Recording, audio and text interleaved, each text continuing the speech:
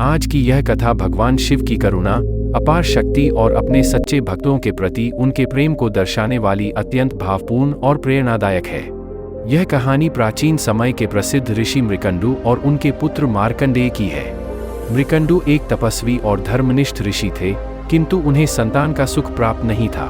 उन्होंने और उनकी पत्नी मारुद्वती ने संतान प्राप्ति की कामना से कठोर तपस्या की और भगवान शिव की अत्यंत श्रद्धा और भक्ति से आराधना की। उनकी तपस्या से प्रसन्न होकर भगवान शिव उनके सामने प्रकट हुए और एक वरदान दिया। शिव बोले, तुम्हें 2 विकल्पों में से एक चुनना होगा, एक अत्यंत बुद्धिमान पुत्र जिसकी आयु केवल 16 वर्ष होगी, या एक दीर्घायु पुत्र जो मूर्ख होगा। मृकंडु ऋषि ने बिना संकोच के पहले विकल्प को चुना, क्योंकि वे चाहते थे कि उनका पुत्र ज्ञानवान और धर्मनिष्ठ हो। कुछ समय पश्चात उनके घर एक तेजस्वी बालक ने जन्म लिया, जिसका नाम रखा गया मार्कंडेय। बाल्यकाल से ही मार्कंडेय अद्भुत प्रतिभा, ज्ञान और संयम का प्रतीक था।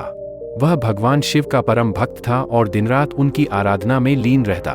परंतु जैसे जैसे समय बीता गया, उसके माता पिता के मन में चिंता बढ़ती गई, क्योंकि उन्हें ज्ञात था कि उनके पुत्र की आयु केवल 16 वर्ष है। जब मार्कंडेय का 16वां जन्मदिन आया, तो यमराज, जो मृत्यु के देवता हैं, उसे लेने के लिए पधारे।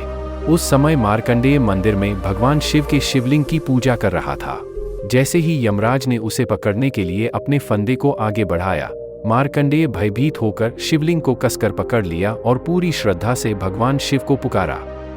यमराज द्वारा डाला गया फंदा शिवलिंग पर भी पड़ गया, और यह शिव के सम्मान का उल्लंघन था। तब भगवान शिव ने अपने भक्त की पुकार सुनकर तत्काल शिवलिंग से प्रकट होकर यमराज पर त्रिशूल से प्रहार किया। भगवान शिव ने क्रोधित होकर कहा, जो मेरा सच्चा भक्त है, उसे मृत्यु भी नहीं छू सकती। उन्होंने यमराज को चेतावनी दी कि भविष्य में वह उनके किसी भी भक्त के पास न आए। इसके बाद भगवान शिव ने मार्कंडेय को अमरता का वरदान दे दिया और उसे मृत्यु से मुक्त कर दिया। यह कथा यह स्पष्ट संदेश देती है कि सच्ची भक्ति और पूर्ण समर्पण से भगवान अपने भक्तों की हर परिस्थिति में रक्षा करते हैं। यह केवल एक पौराणिक घटना नहीं, बल्कि एक आध्यात्मिक सत्य है जो हमें यह विश्वास दिलाता है कि अगर हमारी श्रद्धा अडिग है, तो ईश्वर स्वयं हमारी रक्षा के लिए प्रकट हो सकते हैं, मृत्यु के समय भी। मार्कंडेय ऋषि आज भी अमर हैं और उनका नाम कालजयी भक्ति का प्रतीक बन चुका है।